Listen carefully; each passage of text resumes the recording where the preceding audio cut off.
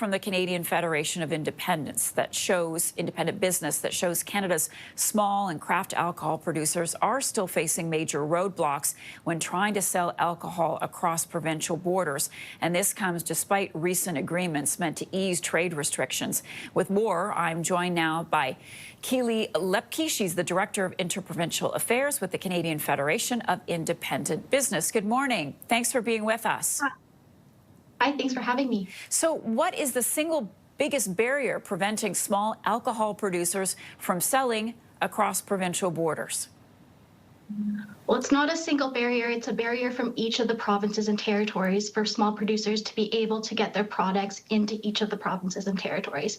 So they deal with things like labeling, markup, testing requirements that are different in each of those jurisdictions that make it really difficult to grow and expand beyond their home province.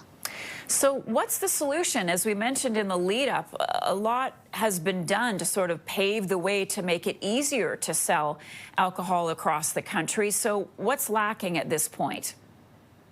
Really, it's government standing in the way of moving things forward. There's been a lot of great talk about bringing up alcohol movement, but not a lot of action on the ground where we're able to see producers moving their products and consumers having more choice. So it really comes down to getting out of the way, removing the barriers, removing red tape. We don't have a production problem in Canada, we have a permission problem.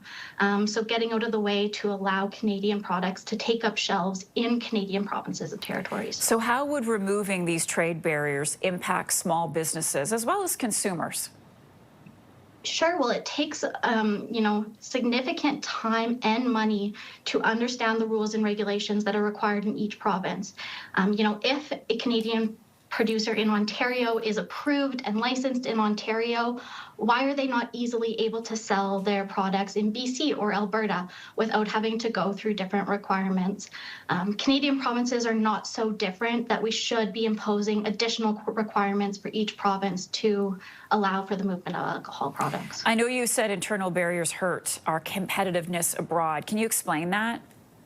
Yeah, sure. So right now, in the midst of all the trade tensions that are going on and taking U.S. products off shelves, there's lots of empty shelf space for Canadian products. But if it takes years and years for a product from Alberta to be approved for sale in Ontario, that shelf space isn't being taken up. So making sure we're moving processes along as fast as possible and removing barriers wherever possible.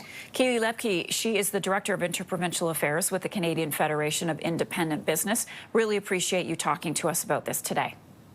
Thanks for having me.